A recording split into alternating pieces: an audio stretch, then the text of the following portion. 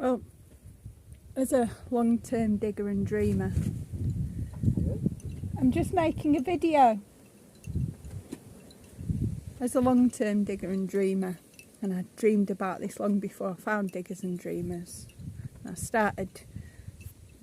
discovered Diggers and Dreamers in 2014, and I spent a lot of time as a volunteer and heading about, meeting others and seeing communities in the UK, you know, driving up Scotland and round England and Wales, and it was a really interesting time. And now, back a few years ago, I and an ex-partner got a permaculture project. We took over a project. So we took over all the things that they'd done wrong that we had to put right. And it wasn't difficult to find volunteers. It was difficult to agree on volunteers and agree on what we wanted. So we didn't have a clue really what the other person wanted, and I didn't know that he didn't want a project, despite us buying one. So eventually we split up. I ended up in a foreign country on my own, trying to work out my own direction, being off grid and living in a van and trying to work it out. It took a lot to push me to that. Eventually I then did a bit more volunteering, house sitting, and then got my own place in November last year. As a single woman, I can't talk about being a single man, I'm not one. I've found it quite a challenge because I've had some really amazing volunteers and everyone's brought the gifts, everyone, including the people that it really didn't work out so pleasantly with. I've had a lot of stuff damaged, a lot of stuff's gone missing. I found that people just don't respect my environment, my space. People don't like to admit when they've made mistakes, and like mistakes are mistakes, so it's a chance to learn and try something new. It's like, and that's while I've been here. And then recently I was diagnosed with cancer and had to go for an operation. So I needed land sitters, and the land sitters, so far I've not had a very good role with land sitters either. And now I'm sitting here about to be on my own, feeling a bit nervous after major surgery, where I'm not allowed to lift anything, I'm not allowed to drive. And I'm finding that finding help is quite a challenge. Finding the right people. The surprising, I don't know why I'm surprised, but I'm surprised. Like today, just trying to make preparations, a stool was found broken. How do people break a stool and then hide it? Wooden pestle and mortar was found chewed by the dogs that had been hidden in a basket of curtains. Found the curtains because I needed to create a fly screen. People don't look after your space like you do. People move your things about. They lose your things. They break your things. They do all sorts. And at the same time, these people are trying to help and trying to manage what you do that you find simple enough to do on a daily basis. Even with training, even with lists, even with very specific lists given by email, verbally, run through physically. Even with time to go through and get used to things, people just don't seem capable. Makes no difference whether it's a couple or a single person. People are unpredictable, unreliable, and very rare to find someone who will take care of the place like it's their own. I've had rubbish left on the floor, attracting ants, attracting flies, free range animals locked up, fences moved and damaged, furniture moved and damaged, indoor table left outside, it's now warped and I don't know whether it's repairable. Maybe if it gets a little bit damp and I can flatten it and try and dry it so it's flat instead of bent. My flat table is more like a banana, and then recreate the top for it because the top's been damaged. That's the truth of off-grid living. That's the truth of off-grid life when you've got animals and you rely on other people. We didn't have that as much at Ahimsa when we had the permaculture project, and I contemplate, is it because there was me and a guy? Was it because we was a couple? I don't know. We still had a couple come who was falling out and he smashed up her stove and all that lot, and we still had people come and say they'd help, and but that was when I was on my own and I fell over and twisted my ankle and they still didn't help. Doesn't matter how much you help or how you will be with another person, you can't compare another person to yourself. So those people were all trying, but they had their own things going on. They weren't able to help you in the way that you might maybe need or ask for, which is frustrating.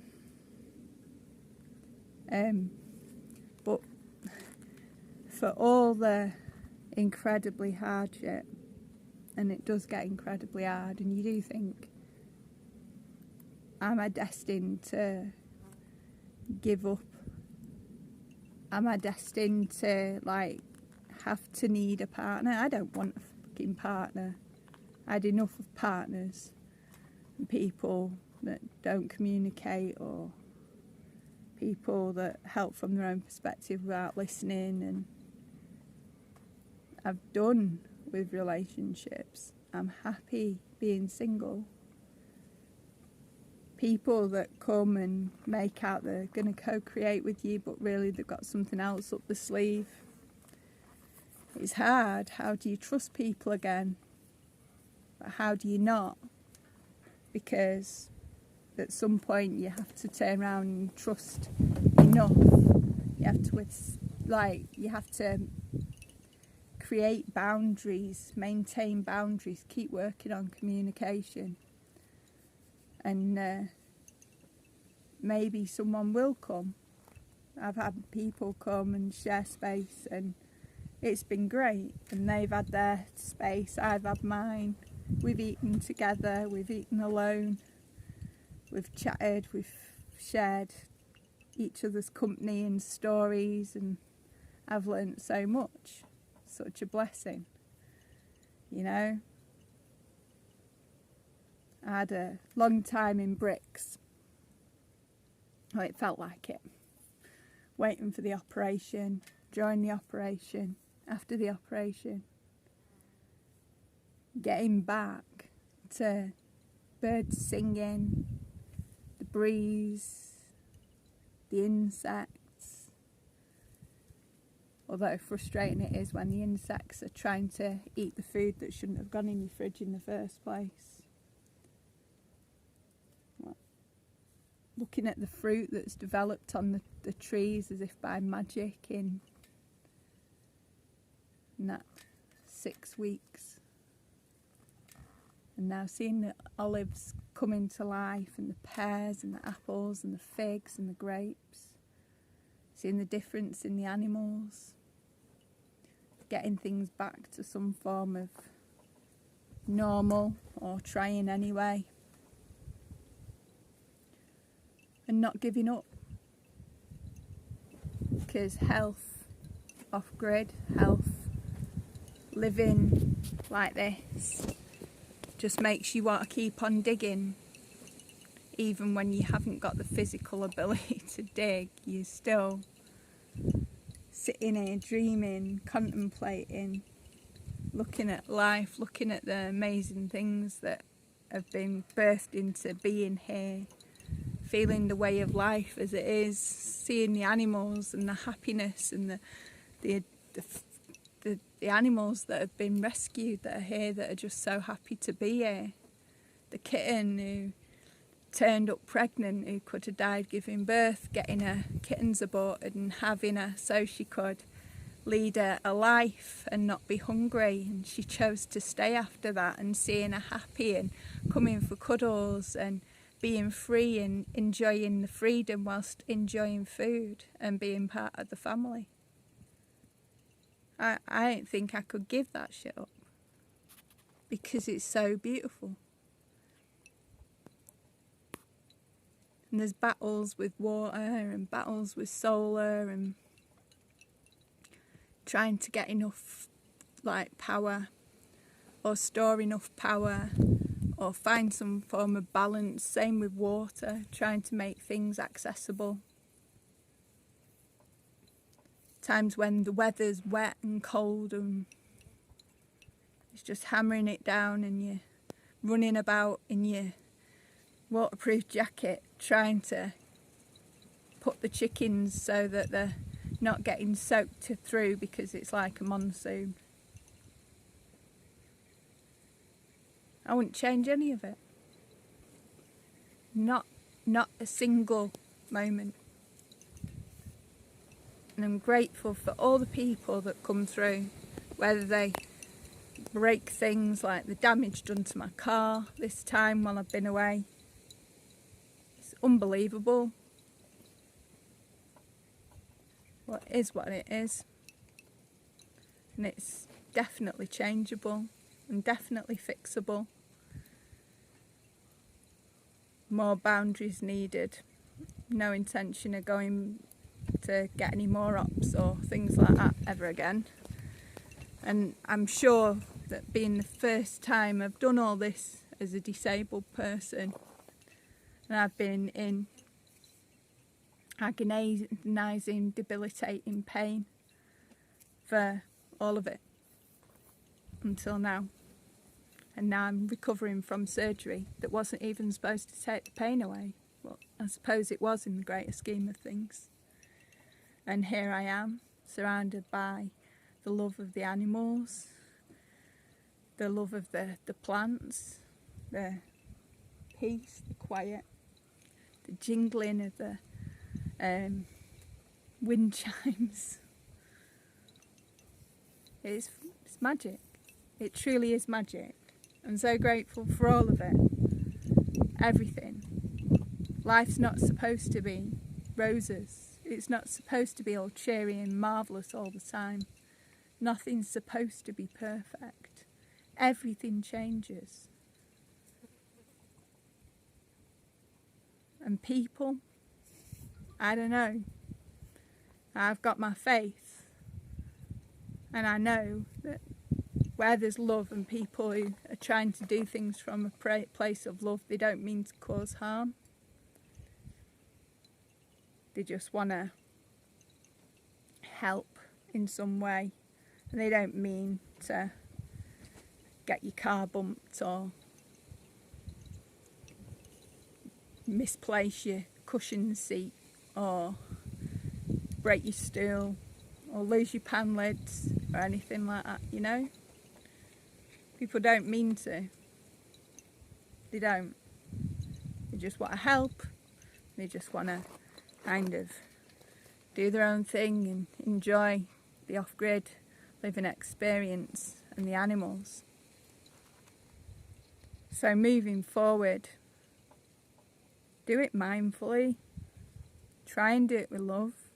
Try to not put anyone out of your heart. Try to have as much understanding as you possibly can. And work on your boundaries. Then, and only then will your project, your digging and dreaming, be something that enhances you, your life and the planet. And let's face it, we're stronger together. Sending love.